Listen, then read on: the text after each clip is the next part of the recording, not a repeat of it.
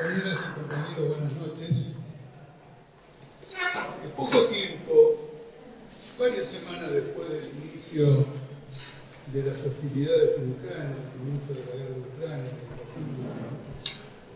Henry Kissinger, un hombre que fue secretario de Seguridad de los Estados Unidos, bajo el gobierno de Nixon, que también cobró una importancia muy grande porque fue el artífice de la reconciliación entre China y Estados Unidos, entre Nixon y Mao Zedong, incorporando a China al circuito económico internacional, que también fue importante, finalmente somos latinoamericanos, porque fue el que orquestó el golpe de Estado que derrocó a Salvador Allende, a la Unidad Popular, y estableció el gobierno de Pinochet en Chile.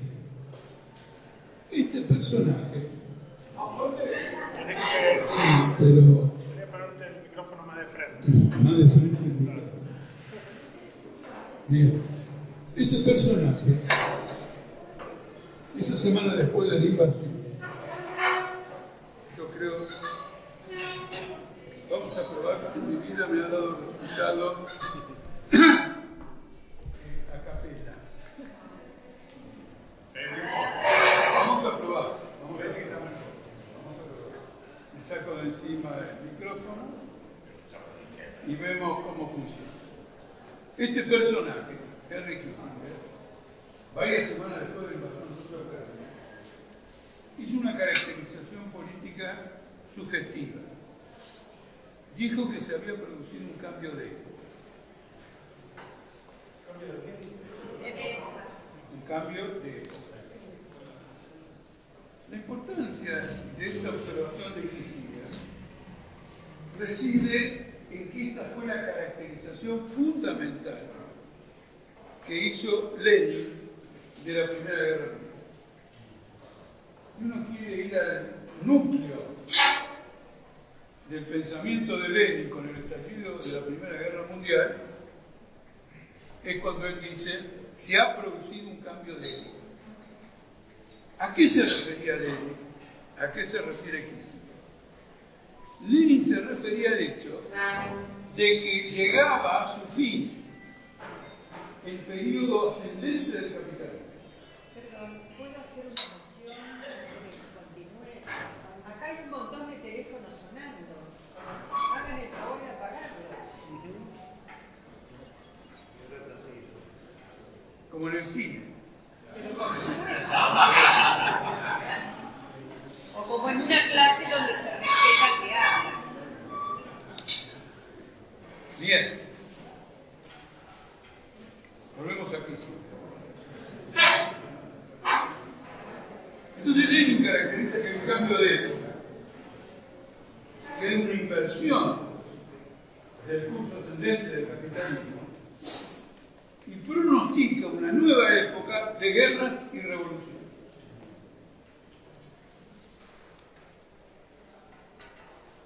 Y cuando pronostica una época de guerras y revoluciones, añade algo que no existe, y es que una época de guerras imperialistas inevitablemente es una época de revolución. Y les recuerda a sus compañeros o ex compañeros de la socialdemocracia internacional que en esta Primera Guerra Mundial apoyaron a sus respectivos gobiernos y participaron como beligerantes al lado de cada burguesía, les recuerda que esta tesis de que la guerra engendra revoluciones había sido adoptada por la socialdemocracia internacional varios años antes. Entonces es un cambio de época. Ese cambio de época significa que el desenvolvimiento de las fuerzas productivas que ha producido el capitalismo también invierte un rol. En el sentido de que del desenvolvimiento de fuerzas productivas se pasa al desenvolvimiento de fuerzas destructivas. El capital es simultáneamente el desarrollo de la producción y la destrucción de la producción.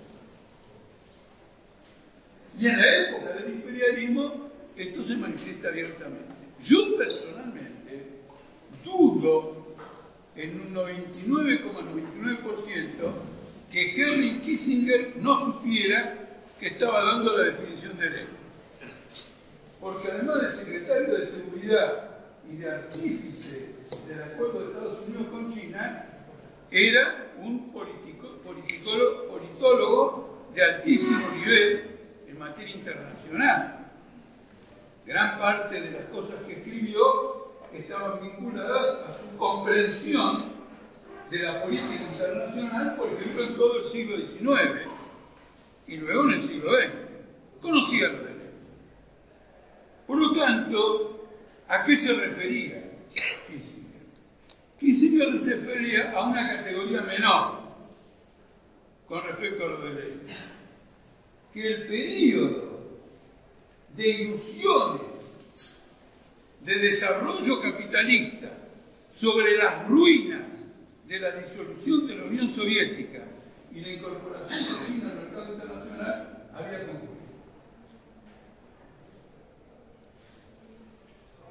Que este proceso no podía completarse, dadas las fuerzas existentes, sino a través de nueva guerra.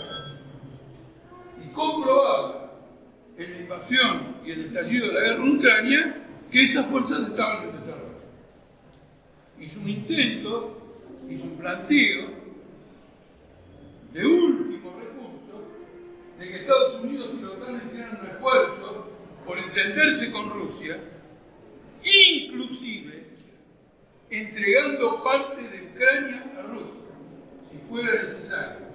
Por de pronto la península de Crimea, cuya importancia es que da sobre el Mar Negro y tiene una base militar fundamental que siempre quisieron tener los rusos desde la época de Catalina la Grande.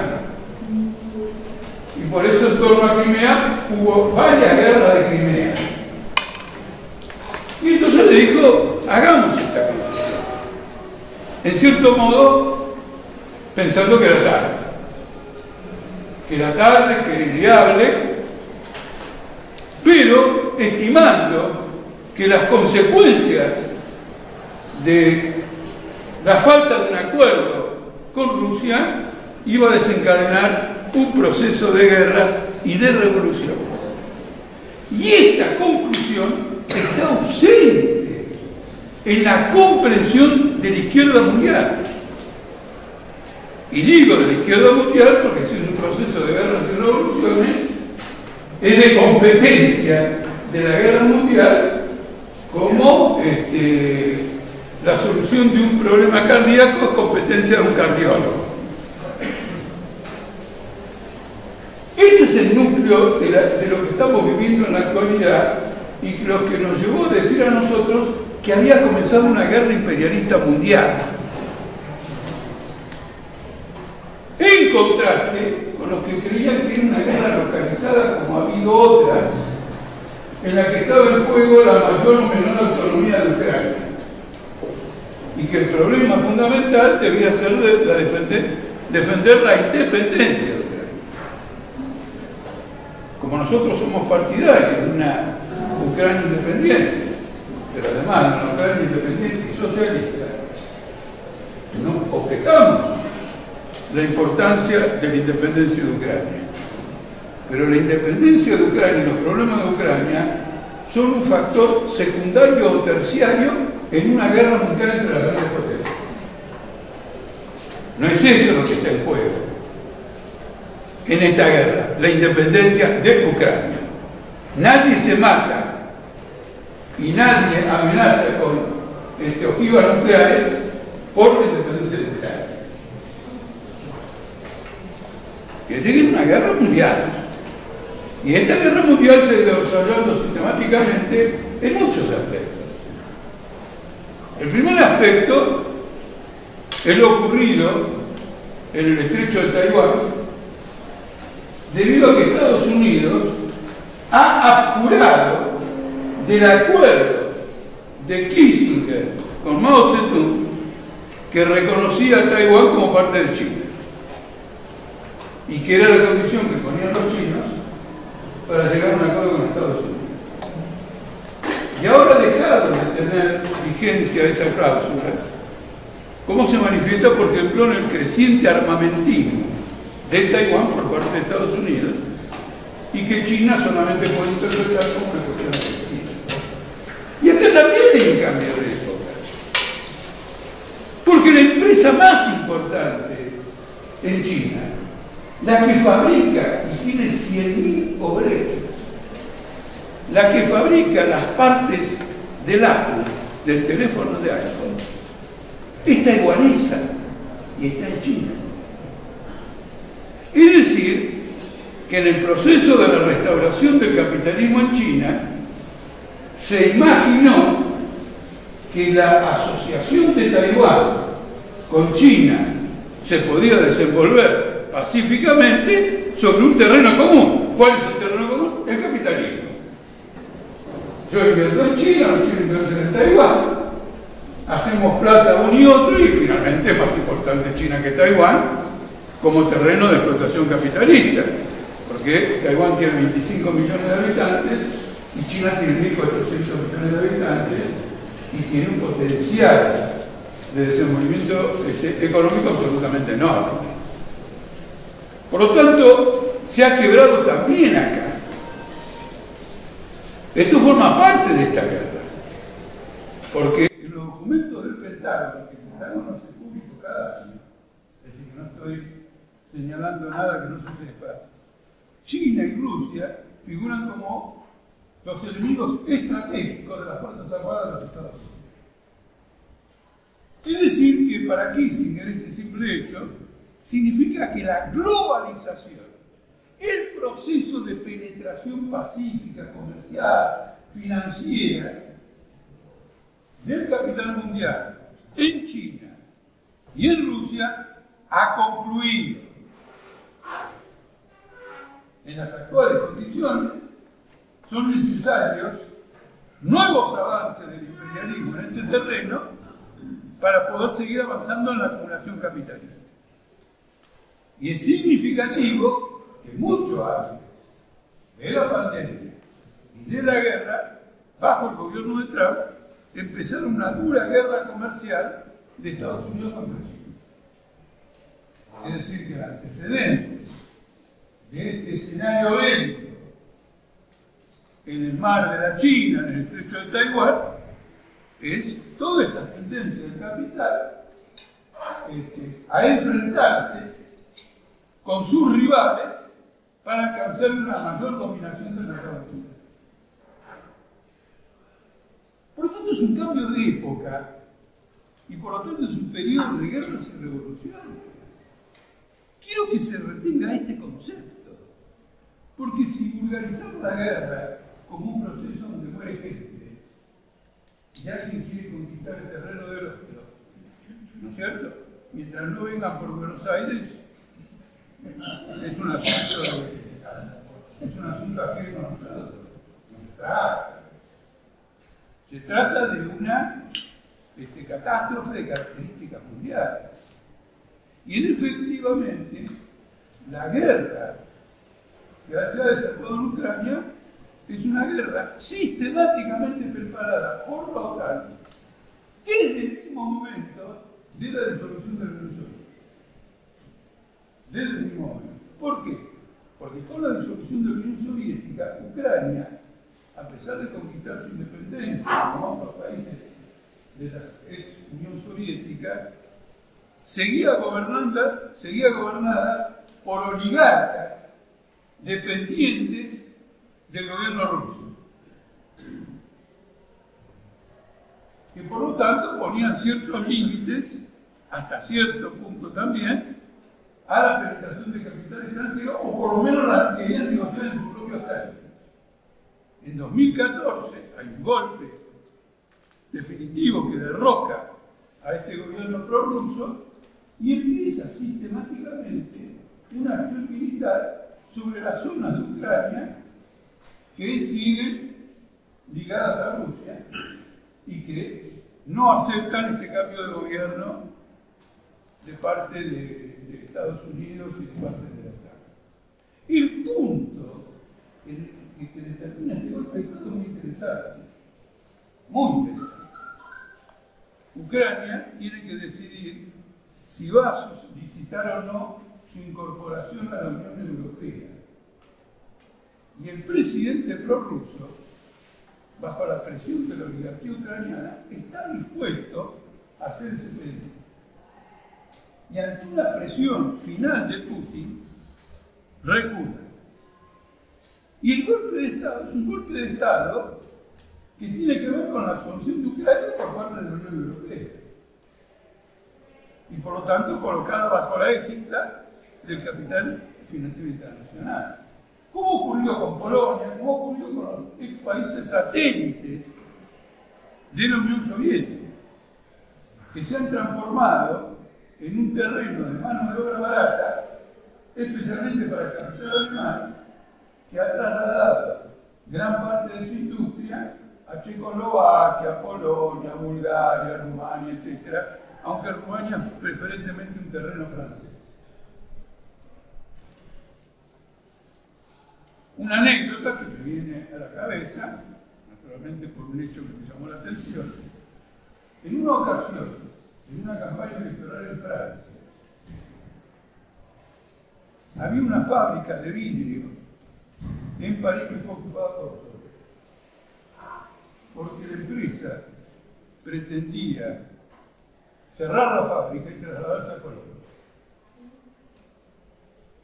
Debe ver el mecanismo relativamente de desindustrialización de Francia en función de una industrialización internacional de Francia, explotando a los trabajadores europeos. Y la candidata de la derecha se fue a la fábrica y le dijo a los obreros que se la votan a ella, siguiendo la línea de la derecha francesa, ella no va a permitir que un capital nacional se vaya a la fábrica. Da la casualidad que el actual presidente de Francia, Macron, nació en esa ciudad. Y ese día estaba en esa ciudad en una reunión con sindicalistas. Al enterarse que su rival fue a la fábrica, él se fue a la fábrica. Y se produjo un debate con la derecha diciendo: no vamos a permitir que el capital nacional se vaya al extranjero, y Macron diciendo: el capital se va donde quiera, porque tiene que buscar la zona del tesoro de los niños. Se lo decían a cara a los obreros. Si ustedes quieren mantener este capital en Francia, consíganse un capitalista dispuesto a comprar esa empresa y a su riesgo trabajar en Francia. Pero nosotros eso no lo vamos a hacer. Y Macron le ganó el tema. No sé cómo votaron los obreros de Zapata. Pero este debate así abierto en Argentina no se da. Porque Macri ha dicho varias veces que quiere liquidar absolutamente todo, en función de la apertura a los grandes fondos internacionales. Y no ha habido ningún debate del macrismo con el kirchnerismo sobre si están conformes con esto o no. Porque el kirchnerismo lo que tiene miedo es que si dice que no, queremos defender el mercado interno y no vamos a permitir esto y lo otro, se le cae la colobra de este medio. ¿Está claro? Entonces, esta divergencia queda solapada por la dependencia del kirchnerismo, del FMI, de la deuda externa, de los fondos internacionales, etc.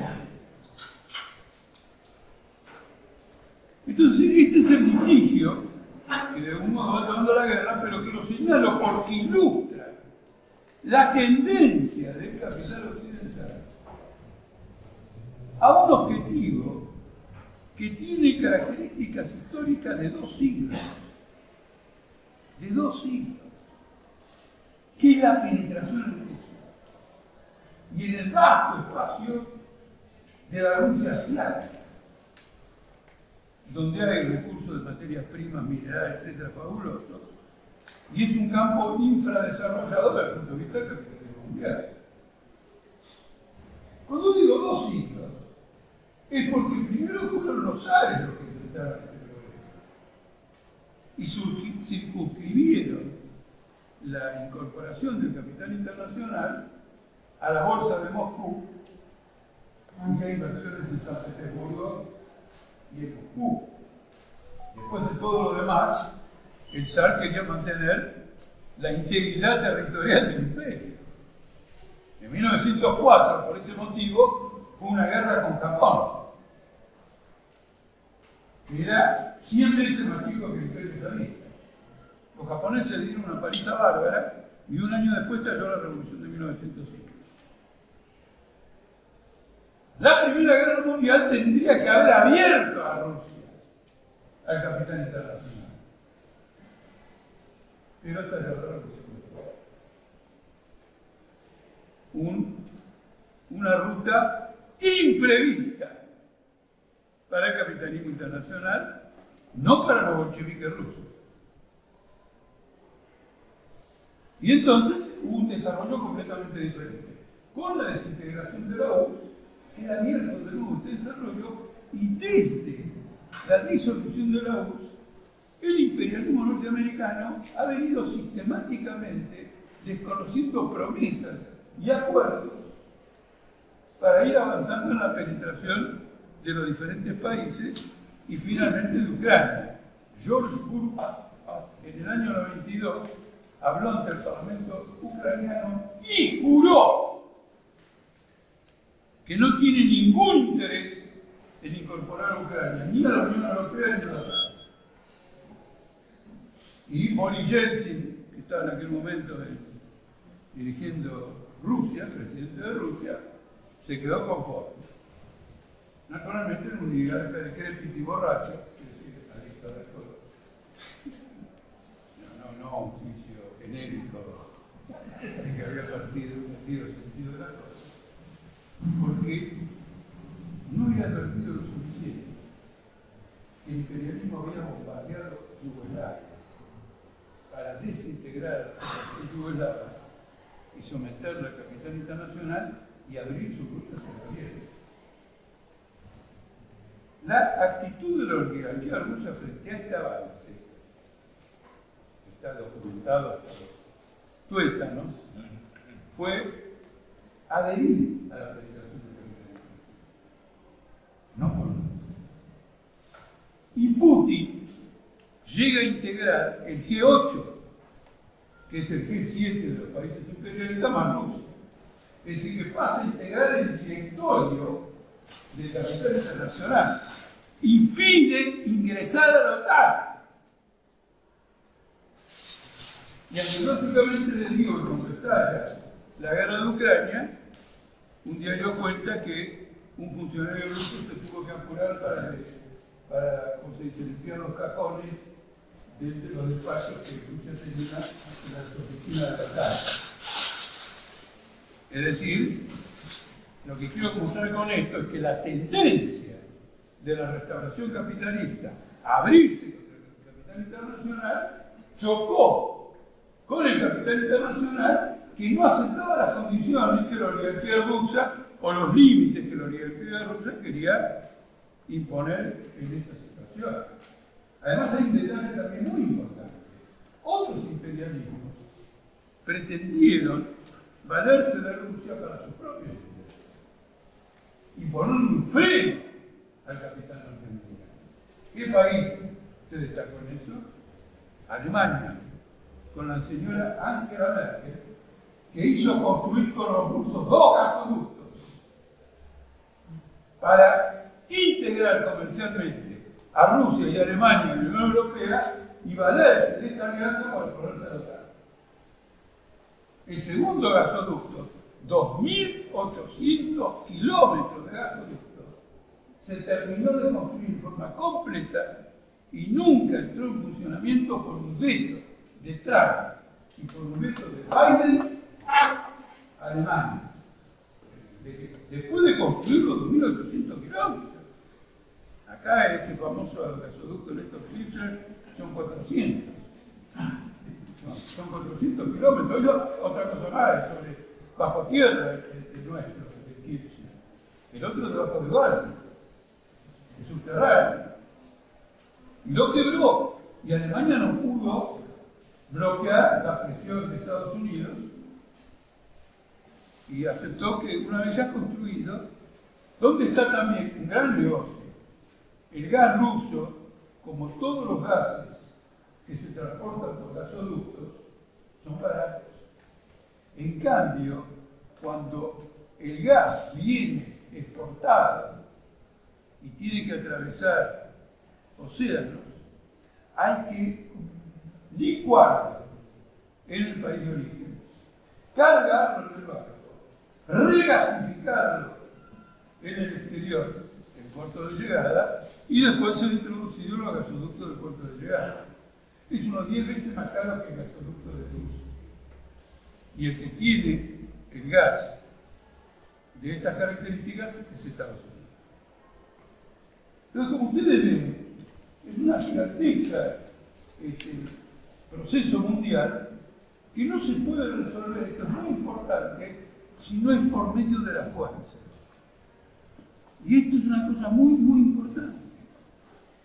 Porque hay una polémica entre Lenin y Kautsky, en que los dos advertían que el capital mundial tiende a monopolizarse. La pequeña diferencia es que Kautsky decía que este es un proceso pacífico. Y Lenin le dijo no, este es un proceso de guerra. Porque el capital no conoce otro método en su competencia cotidiana que la fuerza.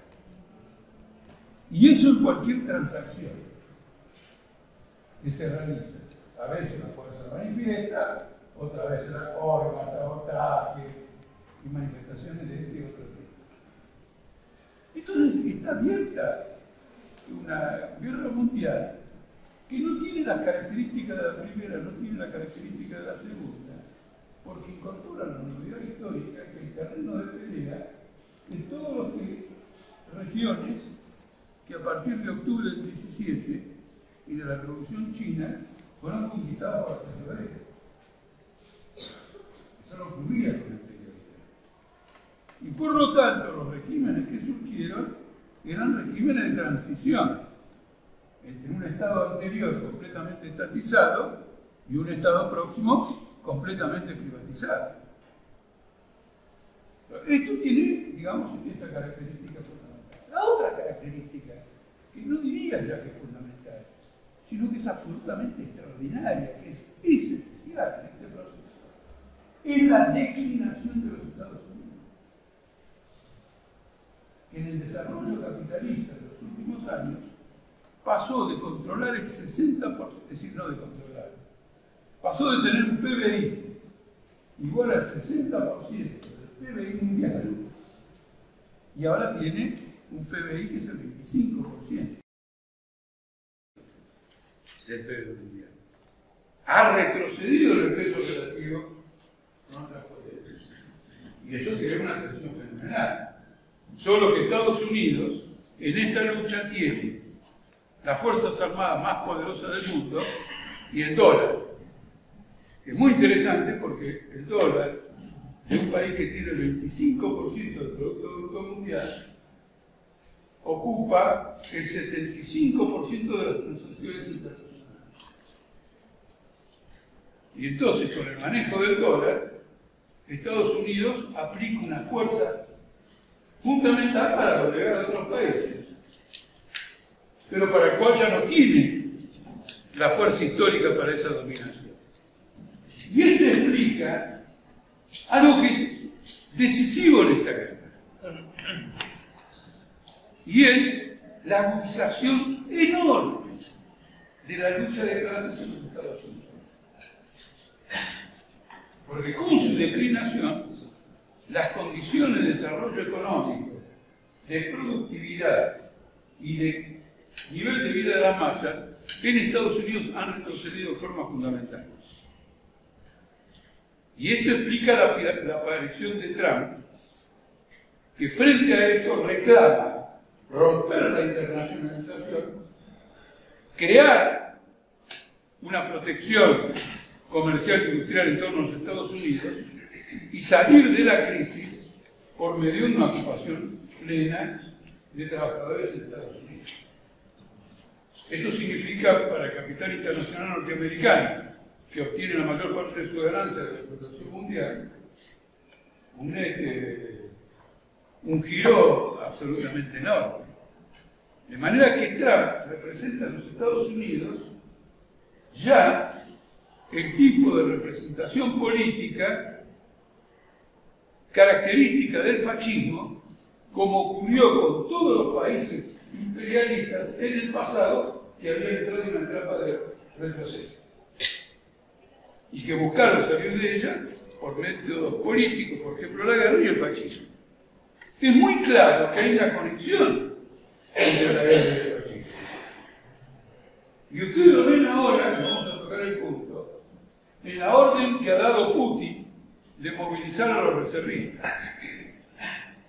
Y ha provocado una crisis política dentro de Rusia. Para poder movilizar a la población, él tiene que declarar el estado de guerra. Y el estado de guerra es un estado con poderes excepcionales. Entonces es natural que el desarrollo de la guerra implique al mismo tiempo el desarrollo de las tendencias fascistas. Y ahora no puede haber tendencias fascistas como en el pasado. Por ejemplo, el fascismo italiano, el fascismo alemán, el fascismo francés. Porque Alemania, por sí misma, Francia por sí misma, Italia por sí misma, han dejado de ser potencias imperialistas. Lo son en la medida que están coaligadas con la Unión Europea. Entonces, hacer fascismo francés contra los alemanes, hacer fascismo alemán contra los franceses, hacer fascismo italiano, no tiene ningún sentido. Y esto se manifiesta en la adaptación democratizante de todos los fascistas europeos que cuando van a las elecciones lo primero que prometen es que van a pagar la deuda externa, que aceptan las órdenes del Banco Central Europeo, que no tienen espíritu bélico de ningún carácter, etcétera, etcétera. La declinación de los Estados Unidos y esta agudización de las crisis internacionales son el factor último. Ahora, ¿puede provocar esta guerra revoluciones? Este es un punto muy interesante porque cuando se produjo la invasión a Rusia, no se observaba ninguna resistencia de los pueblos, sea la invasión rusa o al avance de la OTAN en Ucrania. Los ucranianos fueron a la guerra, los yanquis apoyaron la guerra de los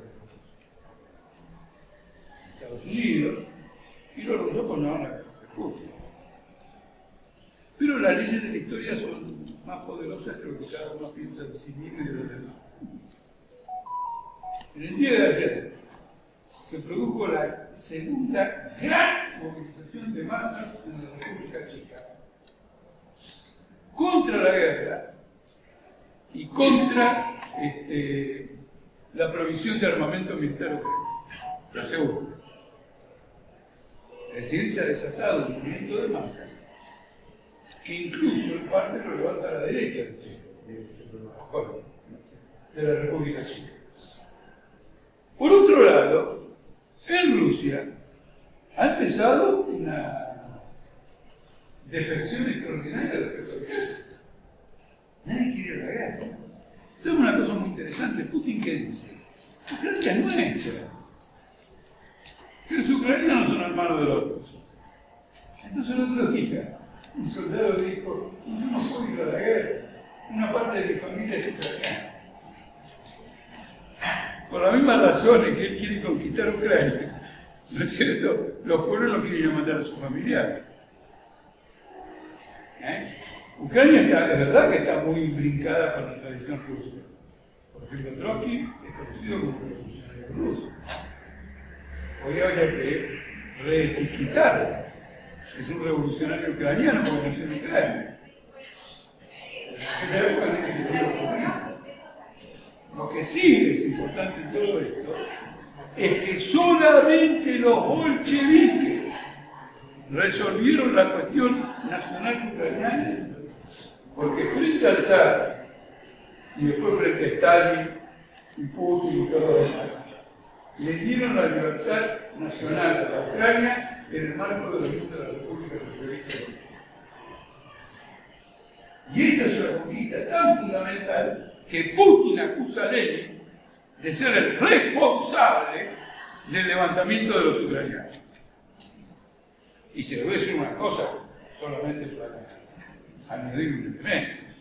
Los bolcheviques no eran populares en Ucrania, eran una minoría.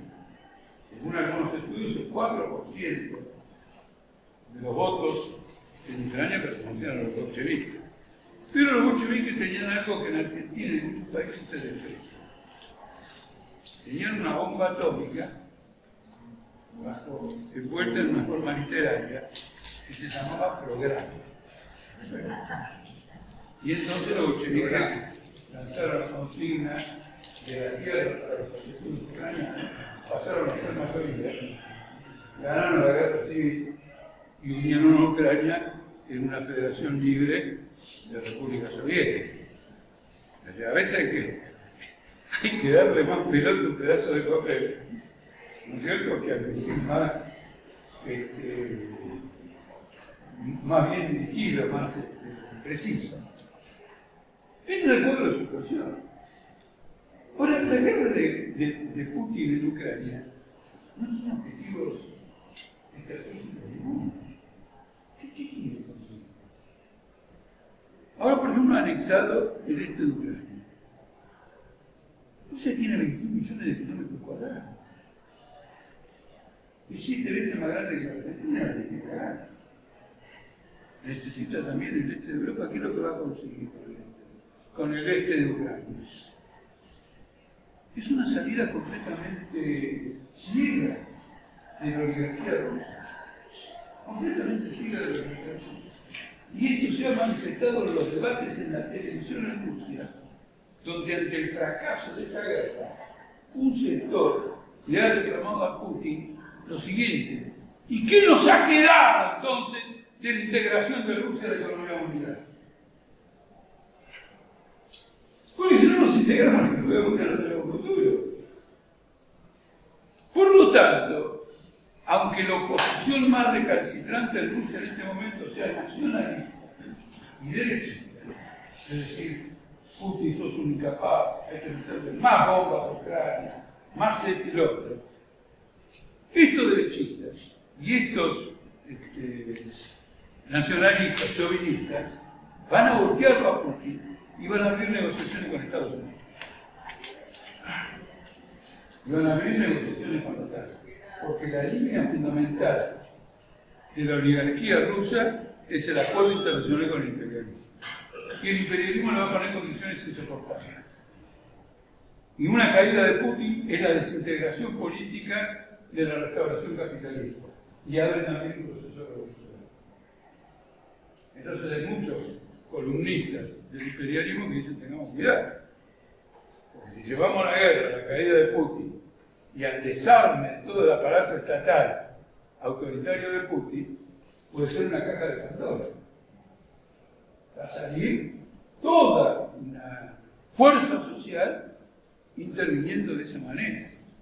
Entonces, efectivamente, esto va a proponer una revolución, porque otra característica de esta guerra, que la diferencia de la del pasado, es la amplitud y la profundidad de las sanciones económicas.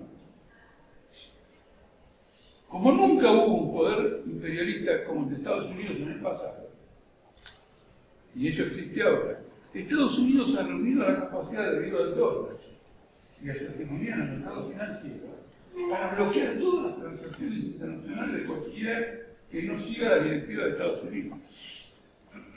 A tal punto que China ha acatado restricciones comerciales que ha impuesto Estados Unidos a Rusia para que Estados Unidos no coloque en el cepo a China en materia de transacciones internacionales. Porque China es una economía muy integrada, como también Rusia, a la economía internacional. Entonces se va a desmoronar como un castillo de naipes si no se produce una cosa, si digamos se produce una interrupción en este tipo de contactos.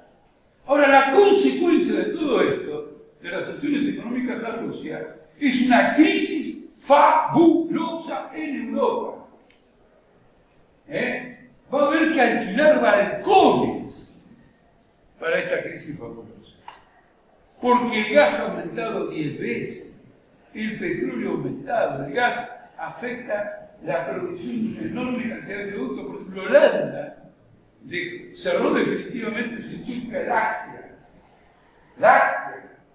Me llamó la atención cuando vi el titular que cerraba la industria láctea. Por la guerra, porque quieren que usar insumos como fertilizantes, etc.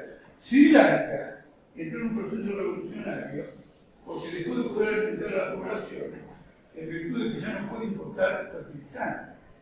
Y Bolsonaro hizo un acuerdo especial con Putin y se manifiesta como putinista cuando era pro-yanqui, porque consiguió que Rusia le mande fertilizantes baratos a Brasil para el trabajo de los ojeros y los deforestadores de la Amazonía en Brasil.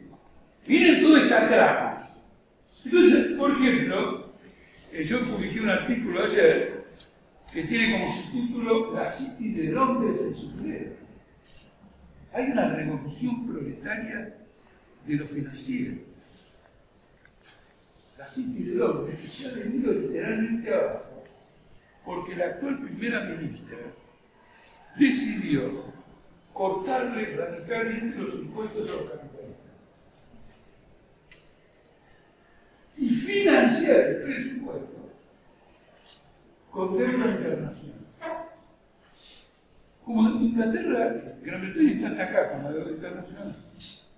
La idea de poder contratar más deuda internacional ha provocado una caída brutal de la regla de dinero y una caída brutal de la bolsa.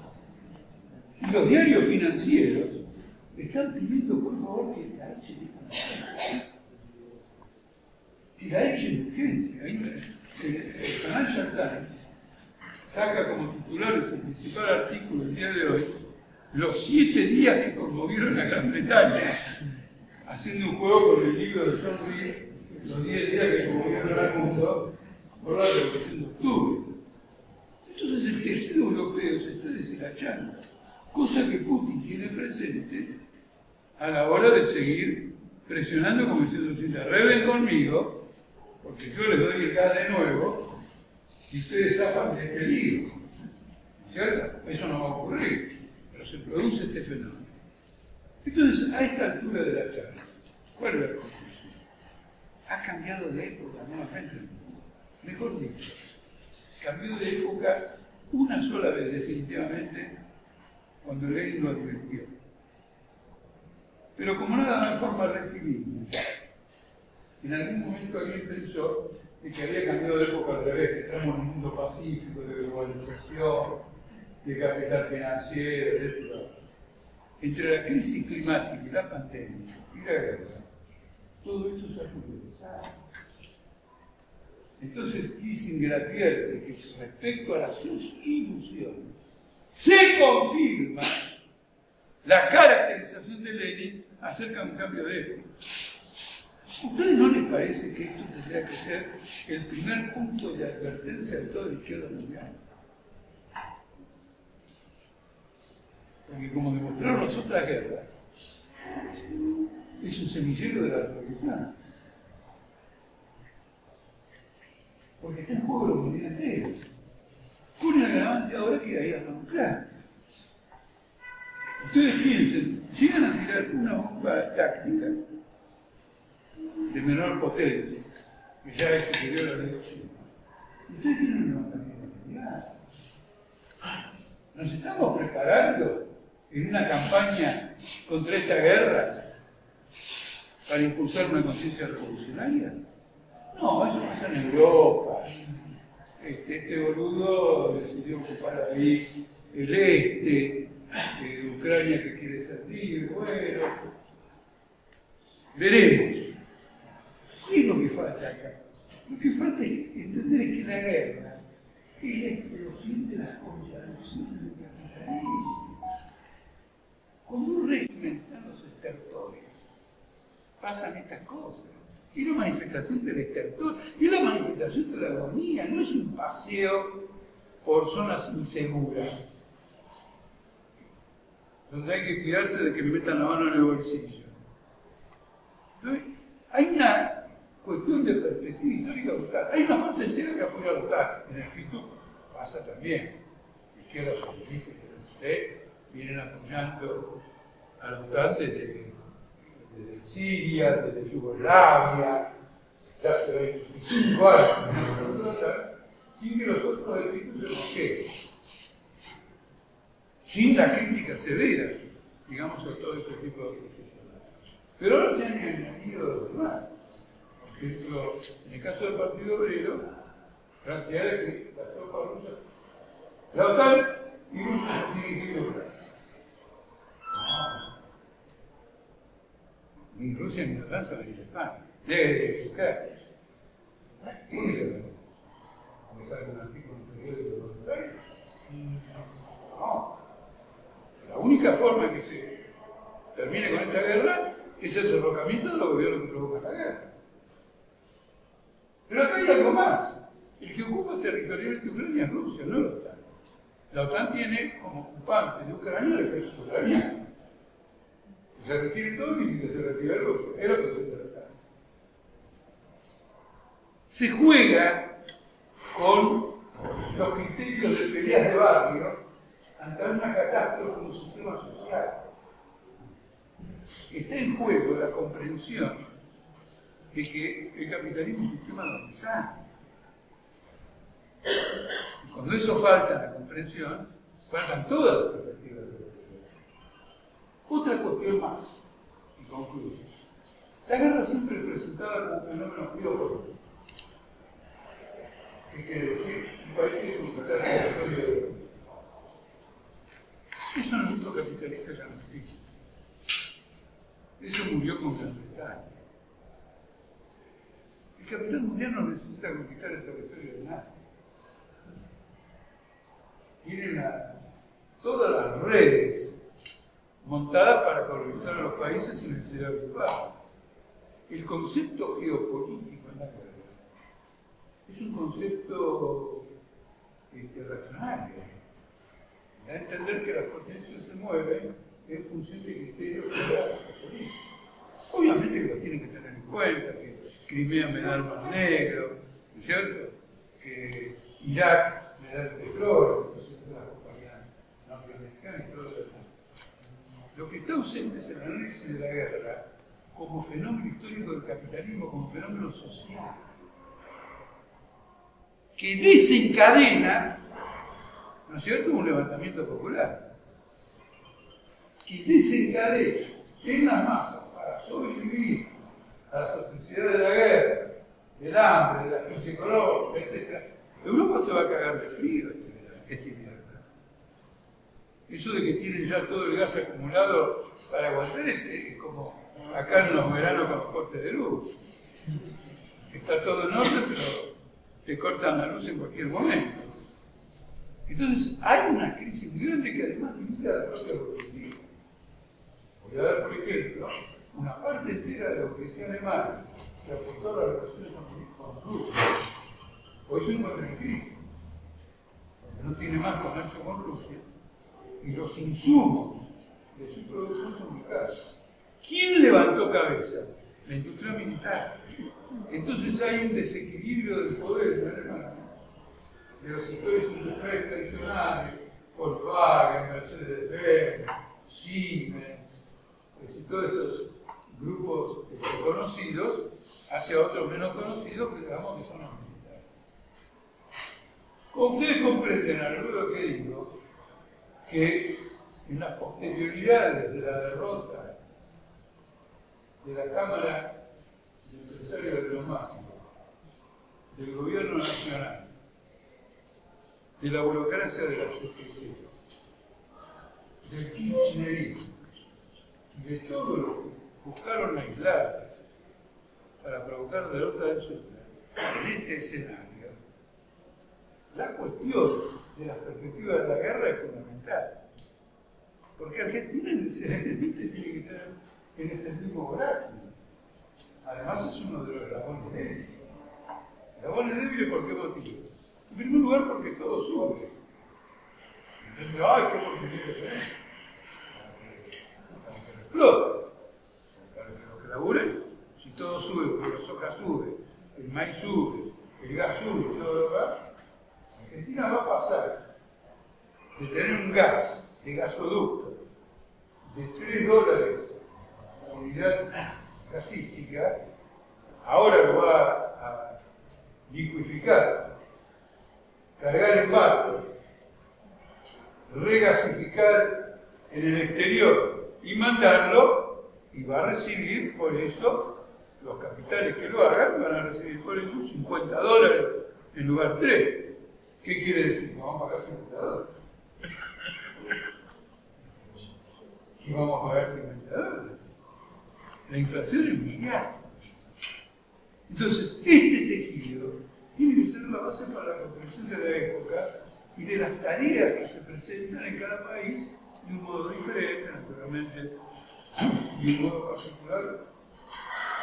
Es muy significativo que los fascistas, porque se dicen fascistas, llegan a Europa y prometen la adhesión al Banco Central Europeo, como la muchacha esta, Giorgia Meloni, pero el gran candidato del fascismo para América Latina le van dando una paliza memorable el domingo. Con lo cual, todo el fantasma fascista que afectaba la izquierda brasileña, cuidado, de ocultar, porque Brasil está a punto de sumirse en la oscuridad definitiva, las universidades se van a transformar en cleros, iglesias, en iglesias evangélicas y todo lo demás, digamos, la verdad que no tiene país. El bolsonarismo no duró nada. Y Lula, para ser candidato, tiene que llevar a una gente del imperialismo como vicepresidente. Por otra parte, el tipo que volvió al gobierno del 2016. El gobierno del 2016 fue derribado por el vicepresidente de Dilma Rousseff. Así que Lula ya va apuntando de que él va a ser derribado por su primera vicepresidencia. Es un escenario, este es el punto de partida, por eso tiene que importarse. ¿Y qué es una campaña? Digamos, internacional. No con las posiciones de acuerdo total, con las posiciones de acuerdo a Rusia. Hay un sector al cual estábamos ligados nosotros en el pasado, que apoya a Rusia, con el argumento de que Estados Unidos quiere colonizar el ex espacio soviético, llaman a defender el ex espacio soviético. Es como si con uno derribara la facultad de filosofía y nosotros llamáramos a defender a la ex filosofía idéntica. No hay nada para defender. Porque es la ex. Porque la dialéctica hay que diferenciarla de Sofía. No es cuestión de empezar a decir que la historia va a ser dialéctica. A lo mejor puede ser una falla de un tornillo en el ballet. ¿Entiendes? Es decir, lo que eran las ex son las soviéticas, hoy están dominadas por la oligarquía y el imperialismo quiere avanzar porque el proceso de acumulación capitalista es un proceso de violencia política y de violencia militar internacional. Muchísimas gracias.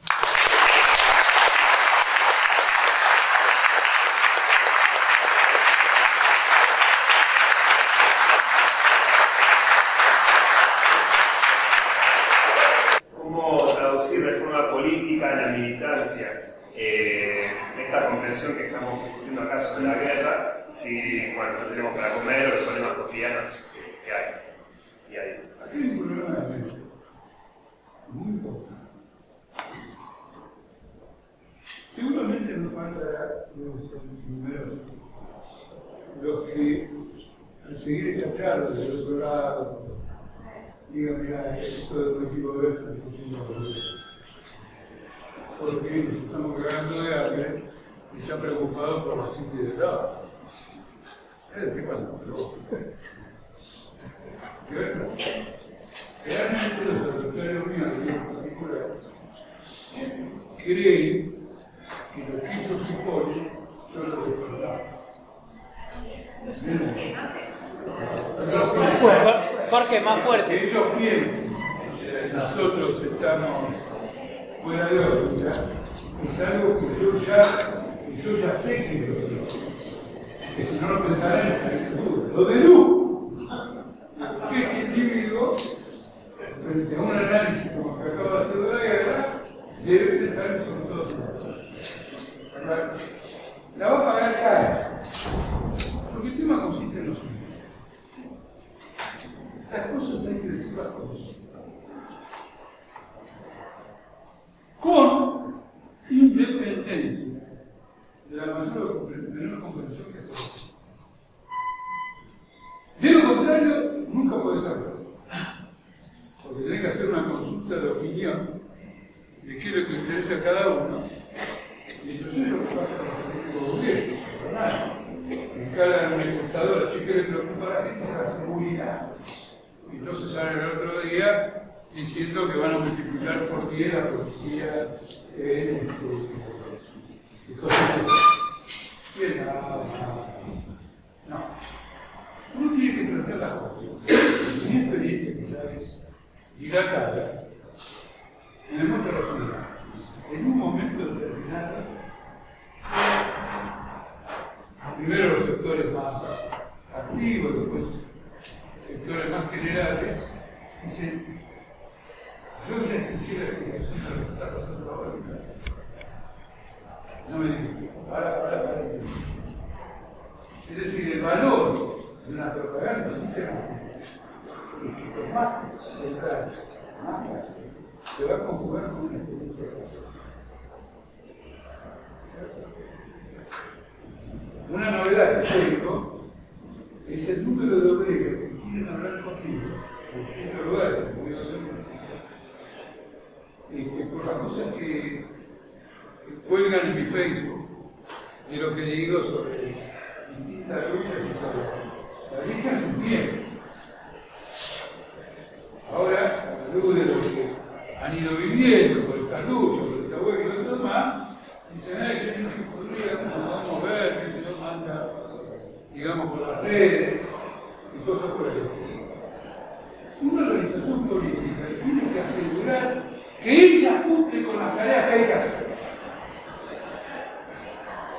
Y la tiene que confrontar con el desarrollo objetivo de la sociedad. Y no esclavizarse a las opiniones circunstanciales. Porque las opiniones circunstanciales claramente son iguales. Pero es un trabajo sistemático. Uno no se da cuenta, pero desde la época de Menem Maodo, este trabajo sistemático ha dado lugar al desarrollo en la clase obrera argentina y un número de luchadores independientes del peronismo absolutamente fabuloso. Yo ya una vez declaré que los funcionarios del Estado obrero ya están. Solo que no lo saben. Pero ya están. Porque ya tienen, a la luz de su experiencia, una gran entrada. El ataque contra esta huelga, miren el lenguaje que voy a usar, es un ataque contra la élite del proletariado argentino. Porque una parte muy grande, de trabajadores de la zona que mantiene una discusión política de igual a igual el tipo que lo quiere. Bueno, nadie me vuelta a la tortilla. Estamos de vuelta a la tortilla, hay que hacer el manejo del fuego, más lento, más rápido, combinar los ingredientes. Esto es un trabajo, eso está. Y eso no ha caído de arriba. Es un largo trabajo político. Yo pongo en este artículo que les comenté de Newsweek que este proceso, miren que hacer todo esto, digo que ha sido lamentablemente lento, pero que ahora va a sufrir una aceleración. Que entra en el sentido que poco a poco, hay gente que integró ese proceso, por ejemplo, una parte de los dirigentes del SUTE, que terminaron acostados por el pensionismo. Y ahí tienen una vida parasitaria. Como dicen, claro, el kirchnerismo y entonces encontrar una vía práctica para transformar el mundo en lugar de las pavadas que dice el político. No había práctica. Simplemente alimentan su cuerpo y sobreviven porque tienen la carrera del Estado. Ninguno movió nada por la historia del sur. Alguno habrá firmado una solicitud, pero ni siquiera debe haber pagado la solicitud por la parte que corresponde. Claro, y me gustaría saber si firmaron alguna solicitud. Entonces, el trabajo hay que hacerlo metódico y empezar a observar los cambios, digamos, en la situación política, cómo se enfrenta el trabajador, cómo actúa y todo lo demás. Los obreros no creen que tuvieron el gran convenio de toda su vida. ¿Saben por qué? Porque perfectamente bien, que no les el 200% en esa semana no consiguieron. Sin embargo, comprenden perfectamente bien que derrotaron políticamente el gobierno, derrotaron políticamente la patronal. Esta sutileza de no conseguir todo lo que yo quería, pero sin embargo, le di un golpe duro a mi adversario, las reconoce, entonces, ¿qué dice no es? El problema es trabajar sistemáticamente. La militancia, si no es sistemática, no existe. Eso es lo que dice una cosa, otro día, eso no existe. La ventaja también de la militancia sistemática es que te obliga a pensar sistemáticamente. Claro, porque muchas veces se presenta la militancia como un tiempo gastado. Yo el tiempo que yo gasto en la militancia, cada minuto me abre la ley. Si yo no estuviera militando, mi valero funcionaría a la mitad de la parte de su capacidad. Es una conquista fenomenal. Mire si dejo de militar. Es como si me sacaran el oxígeno. Hay que verlo desde antes. Y lo que te has puesto en juego es gobierno. Y después, sistemáticamente, porque uno tiene que preparar procesos que uno no controla. Son procesos vacíos, generales, profundos. Pero uno se ubica en el proceso. Juega. Esto es una observación que le hago al margen del debate sobre la situación internacional, porque es comprobadamente religioso.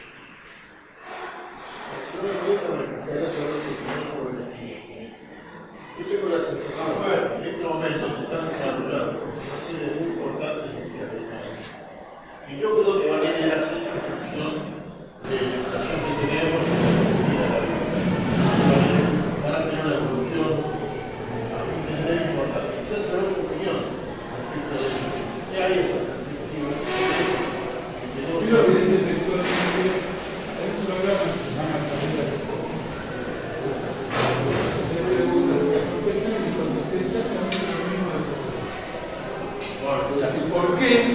¿Por qué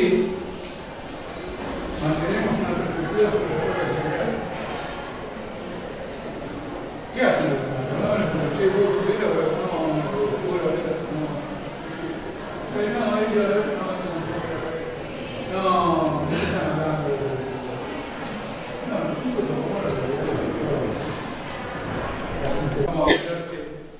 pero no te vamos a mandar neumáticos a Argentina, sino que probablemente yo tengo una huelga general acá, si no firman. 2 días después hubo un acuerdo del Ministerio de Trabajo. Te hubieras cambiado la boca. Te tomabas un mate, te ibas a dormir. Dejabas pasar la tarde. No estabas en este punto sin haberte quemado con que voy a abrir la ciudad. No. Se le soltó la cadena. Yo en una radio dije Carolina González, se le soltó la cadena. Ella va a contestar acá, contestar ahí, ahora quiere el código penal. Es interesante, ella lo tiene para el sur. Su colega, ¿cómo se llama la de educación? Sandra Acuña Soledad,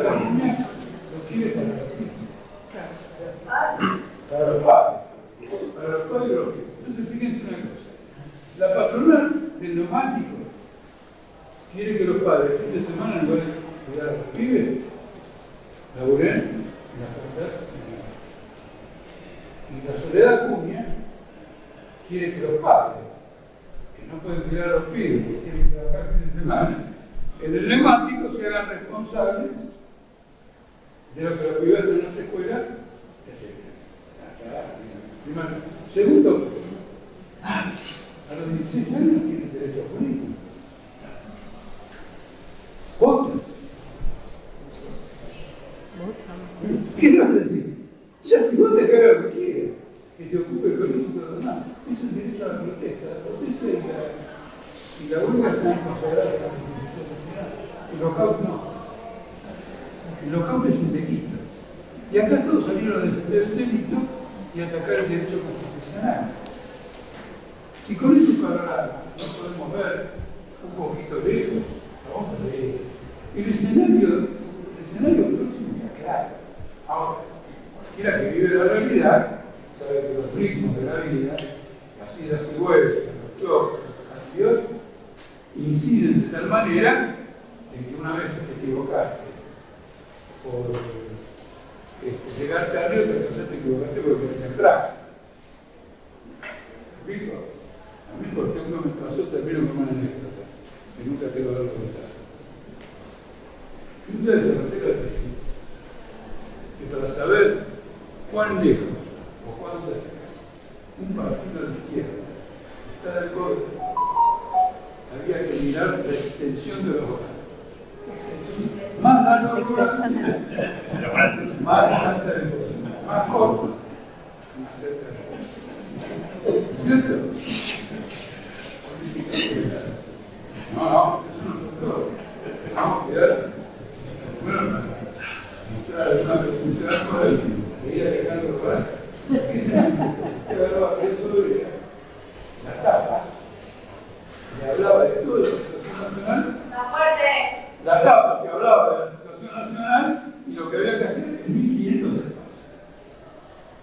Vos leías la tapa, 1500, un minuto y medio de lectura y ya, listo. Después podía dejar el diario entero de la parte. Entonces agarré un día y dije, bueno, ¿cuál es el volante más corto? Una sola palabra. ¿Está claro? Y entonces, en esa manía, cuando uno llega a este tipo de observaciones, traté de encontrar cómo hacer el volante de nosotros. Y lo saqué. Pero con una norma que tiene que ver con lo que me dije. Tenía que haber salido exactamente 11 meses después. ¿No es cierto? Es decir, tuvo un problema de tiempo, pero 11 meses después, el volante decía, salió un afiche, decía acuerdos. Era más corto. Pero tenía que haber salido en noviembre del 2001 y no en noviembre del 2000. En noviembre del 2001 era la convocatoria de la ley.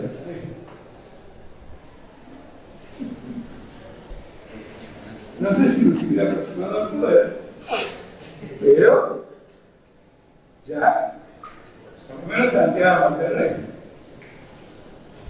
Bueno, dejemos de lado esto, porque que nada más que para aflojar